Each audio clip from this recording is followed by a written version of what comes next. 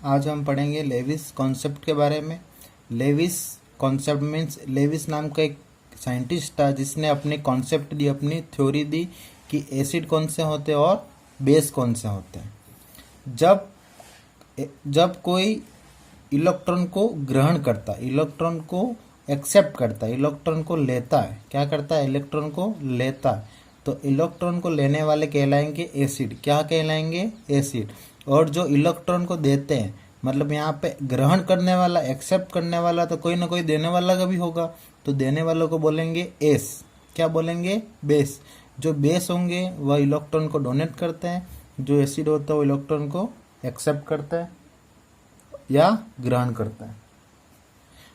अब ये जो एसिड और बेस होते हैं वह आपस में कभी जुड़े हुए होते हैं, तो यह किस बॉन्ड के द्वारा जुड़े हुए होते हैं, कोऑर्डिनेट बॉन्ड। एक बॉन्ड है जिसका नाम है कोऑर्डिनेट। कोऑर्डिनेट बॉन्ड के द्वारा एसिड और बेस दोनों आपस में जुड़े हुए होते हैं। जैसे दोनों जुड़े हुए, ऐसे जुड़े हुए, तो ये इसका जो बॉन्ड होता है, इससे जुड़े हुए थे, तो ये जो बॉन्ड होगा उस बॉन्ड को बोलेंगे कोऑर्डिनेट बॉन्ड। इस बॉन्ड के द्वारा एसिड और बेस आपस में जुड़े हुए होते हैं। इसके बाद एक चीज आती है कि ऐसे कंपाउंड जिसमें इलेक्ट्रॉन कम होते, इलेक्ट्रॉन कम, और ऐसे कंपाउंड जिनके अंदर इलेक्ट्रॉन अधिक होते हैं।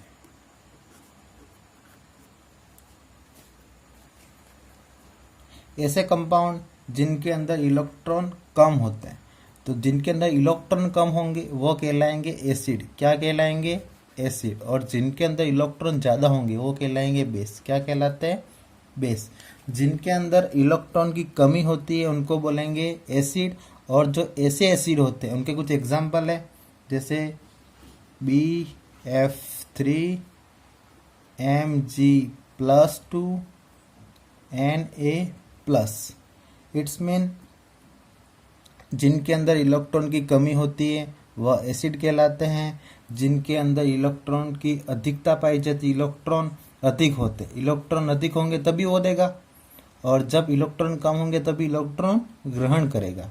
तो जिनके अंदर इलेक्ट्रॉन ज़्यादा होते हैं उनको कहलाते हैं, उनको क्या कहेंगे, बेस कह सकते हैं।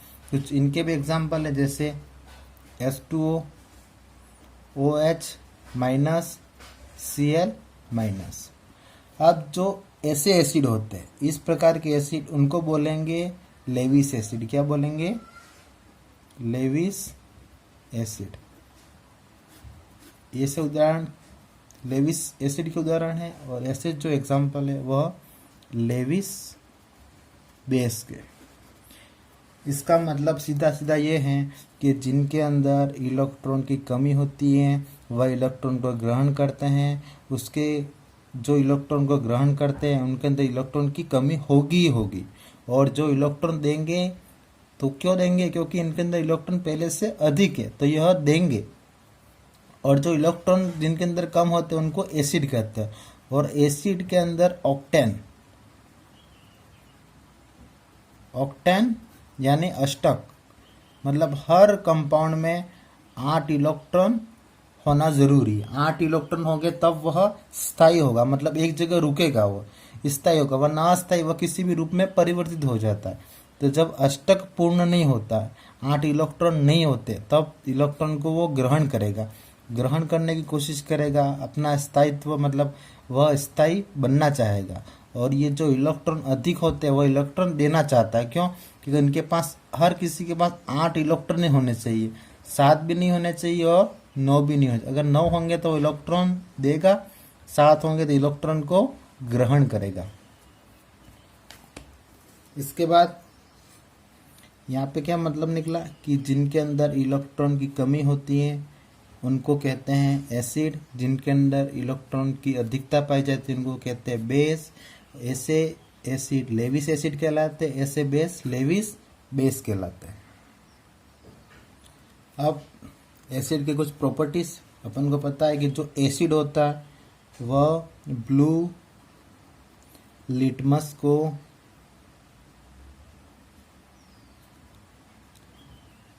रेड लिटमस में परिवर्तित करता है।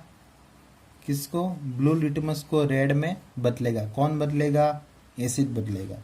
एसिड ब्लू लिटमस को रेड लिटमस में बदलता है। इसका सेकंड प्रॉपर्टी है कि यह एसिड होगा। जो एसिड होता है वह मेटल के साथ रिएक्शन करके हाइड्रोजन गैस देते हैं। कौन सी गैस देते हैं, हाइड्रोजन गैस देते हैं। कौन देता है, एसिड देता है। कब देता है, मेटल के साथ रिएक्शन करवाने के बाद। जैसे कोई इसका एग्जांपल है H2SO4 प्लस Zn। H2SO4 क्या हो गया, एसिड। Zn क्या हो गया, मेटल। जब इन दोनों का रिएक्शन करवाते हैं तब Zn किसके साथ प्लस होगा, SO4 के साथ। ZnSO4 प्लस क्या निकलेगी गैस, H2, हाइड्रोजन गैस बाहर निकल जाएगी। अब जब यहाँ पे लिखा है कि मेटल, यहाँ पे ये नहीं लिखा ऑल मेटल, तो इसमें अपन को ध्यान रखना है कि जो ऑल मेटल होते हैं वह कभी भी एसिड के साथ रिएक्शन करके H2 गैस नहीं देते। सभी मेटल नहीं देते। कुछ मेटल ऐसे होते हैं जो एसिड के साथ रिएक्शन करते हैं और हाइड्रोजन गैस देते हैं। हर मेटल नहीं देता। हर मेटल के लिए यह सही नहीं कह सकते अपन कि हर मेटल इसके साथ रिएक्शन करेगा और H2 गैस देगा। थर्ड पॉइंट है इसका कि acid react with oxide metal. यहाँ पे मेटल था, यहाँ पर क्या है, oxide metal. Give salt and water. जब एसिड का रिएक्शन करवाते हैं मेटल के साथ, लेकिन वो मेटल कैसा होना चाहिए, ऑक्साइड। मतलब मेटल, कोई भी मेटल हो उसके साथ क्या होगा, ऑक्साइड, मतलब ऑक्सीजन होनी ही चाहिए। जब किसी मेटल के साथ ऑक्सीजन होती है तो उस मेटल को बोलेंगे ऑक्साइड मेटल। कौन सा मेटल बोलेंगे, ऑक्साइड मेटल। और ऑक्साइड मेटल के साथ एसिड का जब रिएक्शन करवाते हैं तब सॉल्ट और वाटर देता है। जैसे एग्जांपल लेते हैं अपन एक CuO प्लस ट्वाइस HCl, मतलब इसके साथ भी 2 हाइड्रोजन है और इसके साथ भी 2 क्लोरीन है।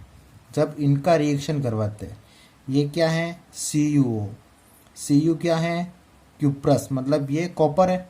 Cu क्या है, कॉपर। और इसके साथ क्या है, ये ऑक्सीजन। क्या है, ऑक्सीजन, मतलब ये क्या कहलाएगा, ऑक्साइड मेटल। कौन सा मेटल कहलाएगा, ऑक्साइड मेटल। और आगे क्या है, ट्वाइस HCl, मतलब HCl क्या है, एसिड। एसिड लिया अपन HCl और ऑक्साइड मेटल लिया CuO। जब इनका रिएक्शन करवाते तब यह जो Cu होगा वही HCl से प्लस होगा, तो क्या बनेगा, CuCl। अब यहाँ पर Cl कितनी बार है, 2 बार, तो CuCl2 प्लस यहाँ पर हाइड्रोजन कितनी बार है, 2 बार, और यहाँ पर क्या बचा, ऑक्सीजन। ये क्या कहलाता है, सॉल्ट। क्या निकला, सॉल्ट। और क्या निकला, ये वाटर। तो यहाँ पे दिया गया था कि acid react with oxide metal. जब एसिड का रिएक्शन होता है ऑक्साइड मेटल के साथ तब यह सॉल्ट और वाटर को देता है। वाटर भी देता है और सॉल्ट देता है। अब आगे यहाँ पर क्या लिया था अपन ने, मेटल। कौन सा, ऑक्साइड। वो किसके लिए, एसिड के लिए। अब नॉन मेटल, यहाँ पे मेटल लिया था, अगर अपन ले लेते नॉन मेटल। कौन सा मेटल लेते हैं, नॉन मेटल। जब नॉन मेटल प्लस बेस, यहाँ पे एसिड लिया था तो यहाँ मेटल लिया, यहाँ पर नॉन मेटल लिया तो यहाँ पे क्या लिया, बेस। जब नॉन मेटल का रिएक्शन बेस के साथ करवाते हैं तब भी क्या देगा, वो सॉल्ट प्लस वाटर ही देगा। क्या देगा, वाटर। तो हमेशा याद रखना कि जब एसिड के साथ मेटल का रिएक्शन करवाते हैं तब सॉल्ट और वाटर देता है। जब बेस का नॉन मेटल के साथ करवाते हैं तब भी क्या देता, सॉल्ट और वाटर ही देता। अब जब एसिड और ऑक्साइड मेटल का अपन रिएक्शन करवाते हैं तब ऐसी जो चीज़ें बनती है, यह चीज़ें जो होती है वह किस प्रकार का गुण दर्शाती है, मतलब इनके अंदर प्रॉपर्टी किसकी होगी, एल्कलाइन की होगी। किसकी होगी, एल्कलाइन। एल्कलाइन होगा, जो एल्कलाइन होता है वह क्या कहलाता है, बेस कहलाता है। क्या कहलाता है, बेस। और ये जो होते हैं, जब बेस का नॉन मेटल के साथ रिएक्शन करवाते हैं तब सॉल्ट और वाटर देता है, और इस प्रकार का जो बनेगा उसके अंदर गुण होगा एसिडिक। कौन सा गुण होगा, एसिडिक। इट मीन्स कि जो जब एसिड होगा तो बाहर जो बाद में जो यहाँ पे सॉल्ट और वाटर बनेंगे तो सॉल्ट किस प्रकार के गुण दर्शाएगा, बेस की तरह। जब यहाँ पे एसिड लेंगे तब बेस की तरह, यहाँ पर जब बेस लेंगे तब यहाँ पर एसिड की दर्शाता है। ये इनका नेचर कैसा होता है, एसिडिक होता है, और इनका नेचर कैसा होता है, बेस, मतलब बेस की तरह। इनके अंदर बेस की तरह गुण होंगे, इनके अंदर एसिड की तरह गुण होंगे। इसके आगे थर्ड पॉइंट वेरी इंपॉर्टेंट है कि जो सभी solution, all solution of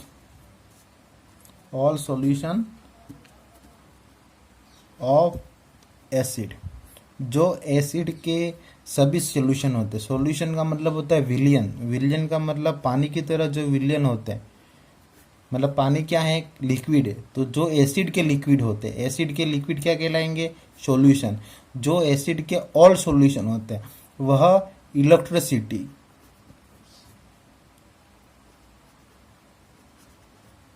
electricity के क्या होते हैं, कंडक्टर।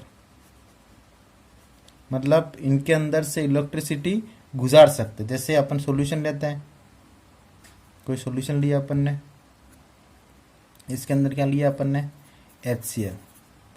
इसके अंदर अपन ने HCl लिया। तो जब HCl लिया तब यहाँ से एक तार जोड़ा अपन ने, एक तार यहाँ से जोड़ा, यहाँ पर बीच में क्या लगा दिया अपन ने, बैटरी।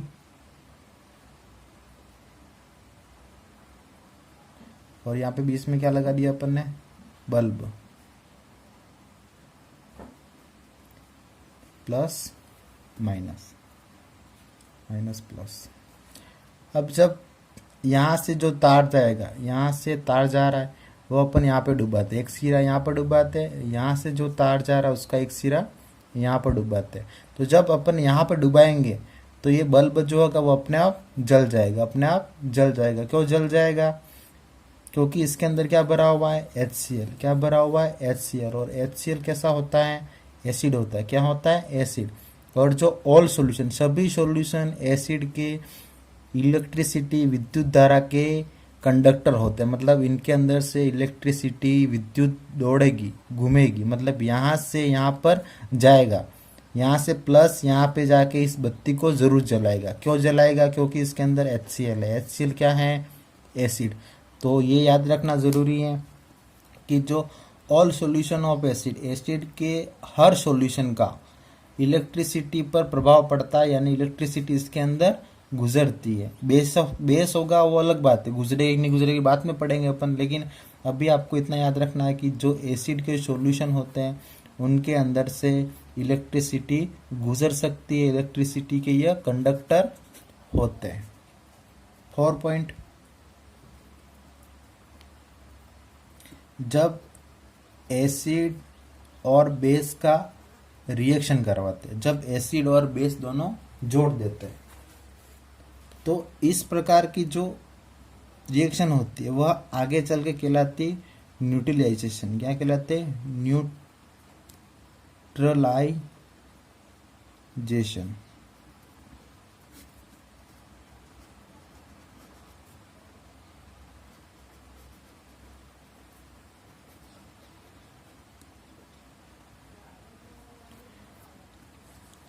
जब एसिड और बेस का रिएक्शन एक साथ करवाते हैं तो इस प्रकार की जो रिएक्शन होगी उसको बोलेंगे न्यूट्रलाइजेशन रिएक्शन। कौन सी, न्यूट्रल, मतलब इसके अंदर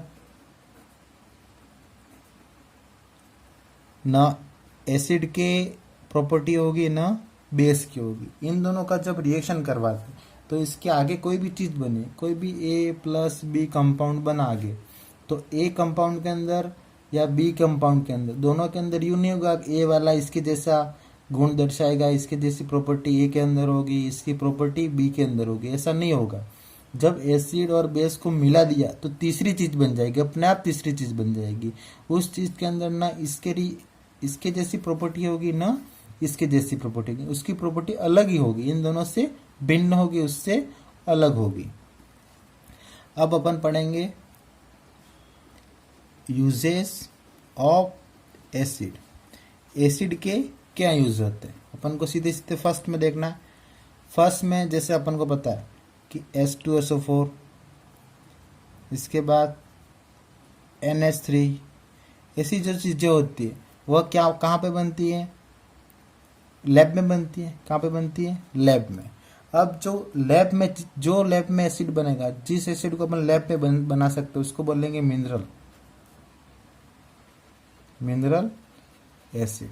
और जिसको अपन लैब में नहीं बना सकते, जिसको लैब में नहीं बना सकते उसको बोलेंगे कार्बोनिक एसिड। ऐसे एसिड जिसको अपन लैब में बना सकते हैं उनको बोलेंगे मिनरल एसिड। और ऐसे एसिड जिनको अपन लैब में नहीं बना सकते, जो जीवों के साथ हमेशा पहले से बनी हुई है, खुद जीव के अंदर पाई जाती है, उसको अपन नहीं बनाते। जैसे नींबू होगा, लेमन है। लेमन खट्टा क्यों होता है, HCl के कारण। किसके कारण होता है, उसके हाइड्रोक्लोरिक एसिड होता है, हाइड्रोक्लोरिक एसिड होता है। तो उस एसिड को अपन नहीं डालते, वो जो एसिड होगा वो अपने आप उसके अंदर बनता है। वो जैसे बड़ा होता फल, लेमन के अंदर, लेमन का जो फल होता है वो बड़ा होता है, धीरे धीरे उसके अंदर रस बनता है। तो वह रस कैसा होगा, खट्टा होगा।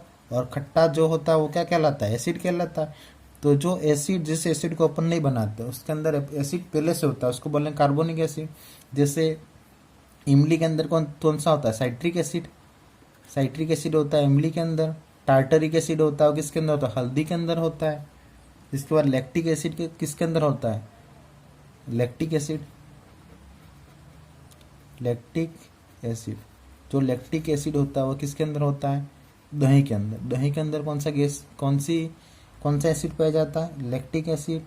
साइट्रिक एसिड इमली के अंदर, टार्टरिक एसिड हल्दी के अंदर, HCl लेमन के अंदर पाया जाता है। तो अपन को ध्यान रखना है कि HCl ये जो होते हैं लेमन के अंदर, ये जो पाए जाते हैं वो सब फलों के अंदर पाए जाने वाले जिस प्रकार के जो भी अंदर एसिड होते हैं वह सब एसिड कैसे कहलाते हैं, कार्बोनिक एसिड। और ऐसे एसिड जिनको अपन लैब में बनाते हैं वह सब किस काम आते हैं, मेडिसिन में, मतलब दवाइयाँ बनाने में, और फर्टिलाइजेशन में बनते हैं, मतलब किसी चीज़ को साफ करने के लिए। और पेंट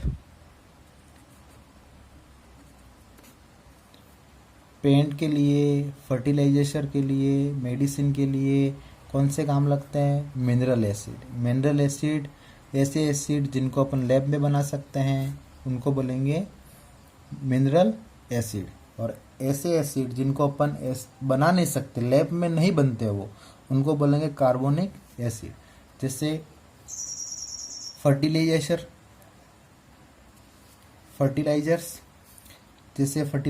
हैं नाइट्रिक एसिड। जो नाइट्रिक एसिड होगा वह ऐसा एक फर्टिलाइजेशन है, जो नाइट्रिक एसिड होता है वह ऐसा फर्टिलाइजेशन है जो गोल्ड,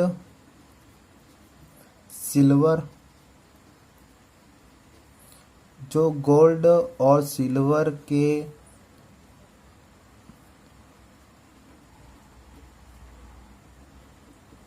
ऑर्नामेंट्स, मतलब गोल्ड के जो गहने होंगे, सिल्वर के गहने जो होते हैं उनको साफ करने के लिए, उनको चमकदार बनाने के लिए नाइट्रिक एसिड का यूज़ होता है। नाइट्रिक एसिड उसका यूज़ क्यों होता है कि इनको साफ करने के लिए, कि इनको गोल्ड और सिल्वर को चमकदार बनाने के लिए किसका यूज़ होता है, नाइट्रिक एसिड का होता है। 4 पॉइंट है। जब one part HCl plus 3 part HNO3, जब 3 भाग HNO3 और 1 भाग HCl का अपन लेते हैं तब यह बनाता है king of acid. King of acid कैसे बनता है? 1 पार्ट HCl का, 3 पार्ट HNO3 का।